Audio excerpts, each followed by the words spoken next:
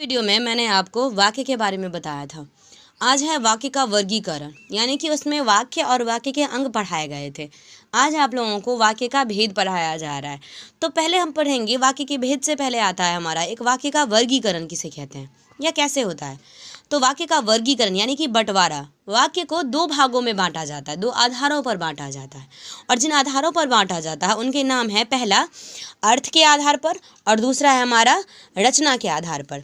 अर्थ के आधार पर वाक्य के 8 भेद होते हैं, जैसा कि इसमें लिखा गया है। पहला है विधानवाचक, दूसरा है निषेधवाचक, तीसरा है आज्ञावाचक वाक्य, चौथा है प्रश्नवाचक वाक्य, पांचवां है इच्छावाचक वाक्य, छठवां है संदेहवाचक वाक्य, सातवां है विस्मयवाचक वाक्य और आठवां है संदेहवाचक वाक्य। इन वाक्यों में अलग अलग प्रकार की भावनाएं उत्पन्न होती हैं और अलग अलग प्रकार की भावनाओं का बोध किया जाता है। और उसके ठीक बाद दूसरा यानी कि रचना के आधार पर जो वाक्य के भेद होते हैं वो 3 प्रकार के होते हैं। पहला है हमारा सरल वाक्य, दूसरा है संयुक्त वाक्य और तीसरा होता है हमारा मिश्रित वाक्य। तो अर्थ के आधार पर वाक्य के भेद 8 प्रकार के होते हैं और रचना के आधार पर वाक्य के 3 भेद होते हैं। अब इनको अर्थ के आधार पर थोड़ा विस्तार से पढ़ते हैं। अर्थ के आधार पर जो है वाक्य के जैसे 8 प्रकार के भेद होते हैं, उनमें से पहला था हमारा विधिवाचक, दूसरा है निषेधवाचक, तीसरा है प्रश्नवाचक।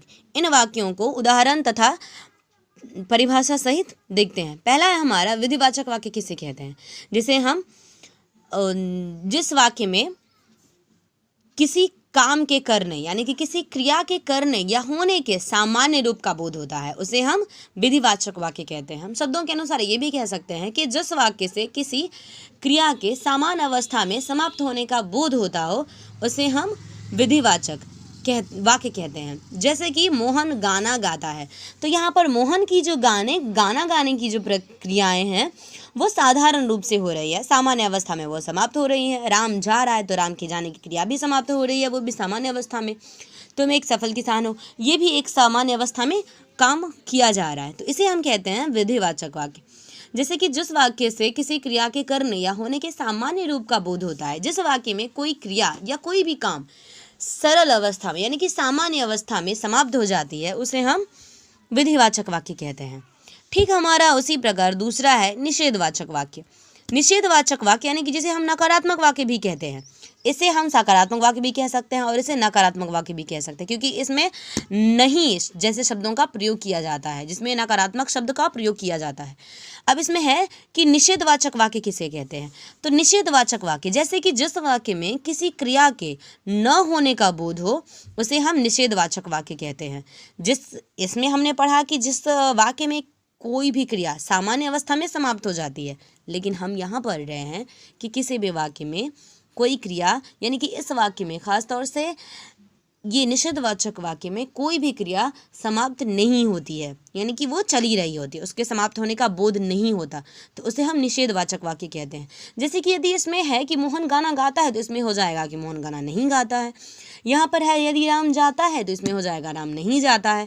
तुम एक सफल किसान हो तो यहाँ पर हो जाएगा उस वाक्य के कार्य होने की स्थिति को काटते हुए यहाँ पर यह कहा जा रहा है कि उसमें वो क्रियाएं नहीं हो रही है, तो तुम एक सफल किसान नहीं हो, या राम नहीं जा रहा है, या मोहन नहीं गीत गाता है।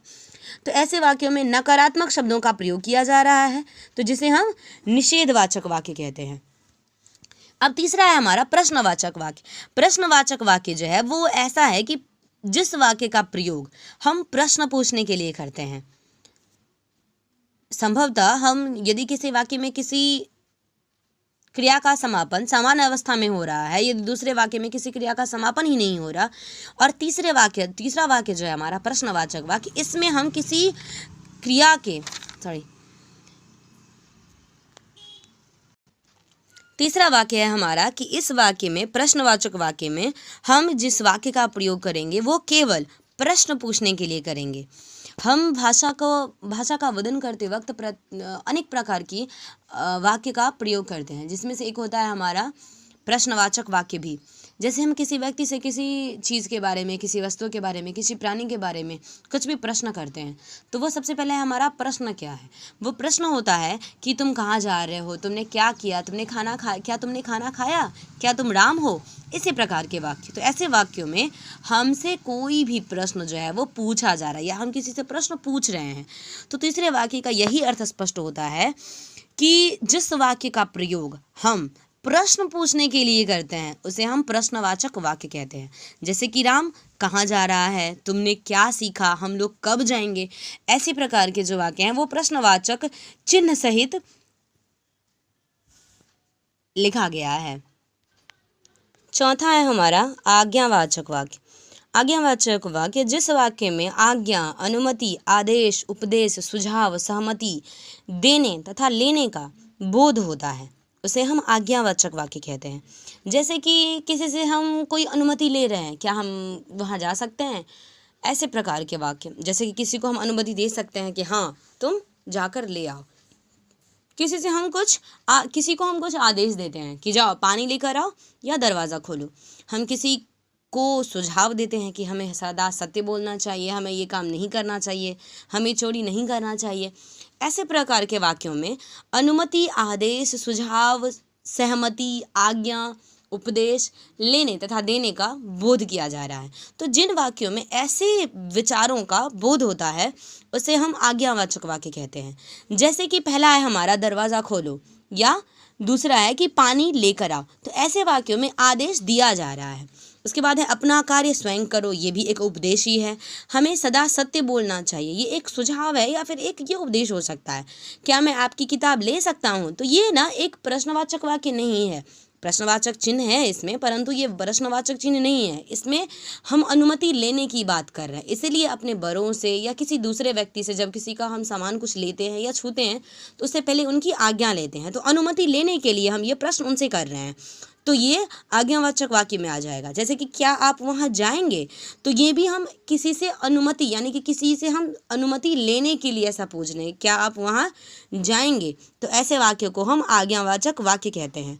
अब पांचवा है हमारा इच्छावाचक वाक्य। इच्छावाचक वाक्य में पांचवा है हमारा इच्छावाचक वाक्य। इच्छावाचक वाक्य में यानी कि जिस वाक्य में इच्छा, अभिलाषा, चाह, कामना, आशीर्वाद या अभिशाप इत्यादि ऐसे भावनाओं का बोध होता है उसे हम इच्छावाचक वाक्य कहते हैं। ऐसे वाक्यों में इच्छा की, किसी कामना की, किसी के लिए आशीर्वाद या किसी दूसरे व्यक्ति के लिए अभिशाप इत्यादि का जब बोध किया जाता है तो उसे हम इच्छावाचक वाक्य कहते हैं। जैसे कि काश मैं राजा होता, तो इसे एक इच्छा बोध के जैसे इसे किसी इच्छा के बोध का प्रकट किया यानी कि किसी इच्छा को प्रकट किया जा रहा है। सदैव प्रसन्न रहो, हम किसी के लिए हम चाहते हैं, किसी को हम अपनी ये इच्छा रूपी उसे आशीर्वाद दे रहे हैं। जैसे कि है भगवान आपकी आयु लंबी करें, आपकी मनोकामनाएं पूर्ण हो, या इस तरह से हम किसी को आशीर्वाद देते हुए जब किसी को अपने दुखी मन से श्राप देते हैं तो ऐसा कहते हैं कि आपका सर्वनाश हो जाए, भगवान करे कि आपका सब कुछ नष्ट हो जाए। तो ऐसे वाक्यों में हमारा ये जो है इच्छा, कामना, आशीर्वाद, अभिशाप इत्यादि जो भावनाएं होती हैं वो जब प्रकट की जाती हैं तो वो इच्छावाचक वाक्य कहलाती हैं। अब बाकी के भेद आपको मेरे अगले वीडियो में दिखाया जाएगा।